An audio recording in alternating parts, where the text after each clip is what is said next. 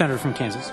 Thank you, Mr. President. I rise today to speak as many as my colleagues have done. The Senator is reminded that we're in a quorum call. I ask the quorum call be vitiated.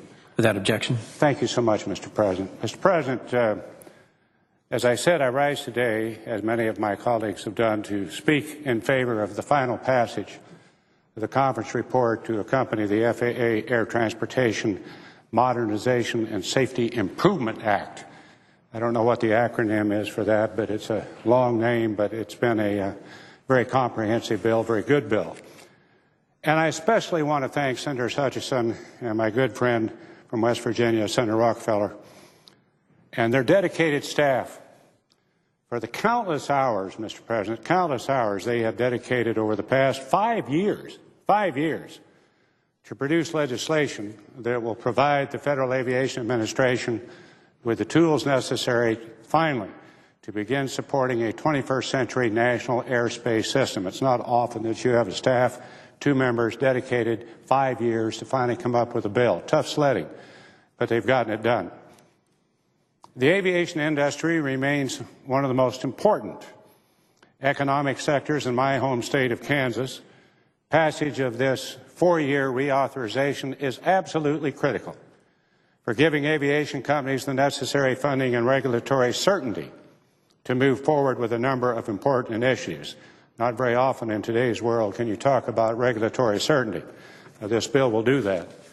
Specifically, the FAA Air Transportation Modernization and Safety Improvement Act includes provisions to implement a state-of-the-art satellite-based navigation system to provide operators and users of our national airspace the ability to seamlessly guide and locate traffic throughout our nation and around the world.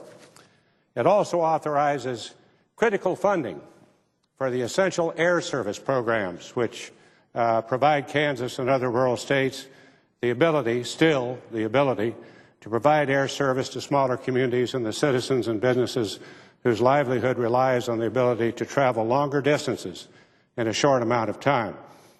As a member of the House, as a matter of fact, even prior to that, as a staffer to a member of the House, I was part of the effort that established the first essential air service, so I have a long-time interest in this, and I thank, again, the senators for doing their very best to preserve this program.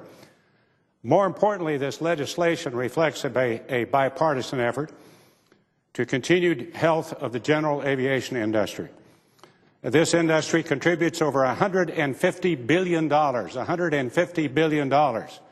the national economy each year, has created over 1.3 million jobs. If anybody wants to hear about job creation, this is the outfit that does it, across a broad range of disciplines, and allows companies the ability to access all facilities all across the globe. And this is where I want to particularly thank Chairman Rockefeller and Senator Hutchison, as well as my colleagues on the Finance Committee, who were tasked with finding the necessary funding streams to pay for the annual $15.9 billion tag that this legislation does authorize.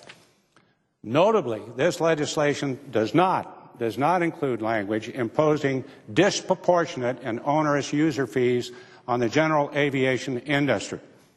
This is contrary to what has happened in the past.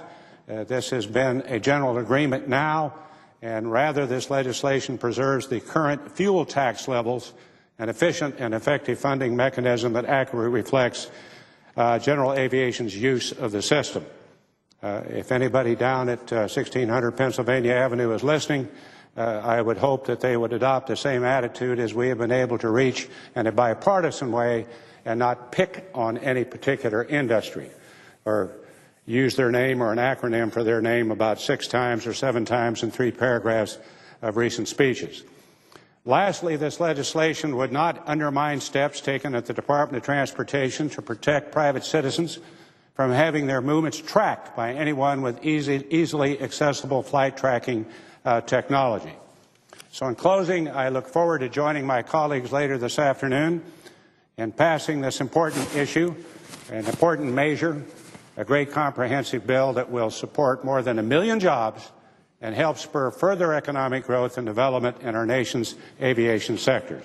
Mr. President, I yield the floor, and I recognize the absence of a quorum.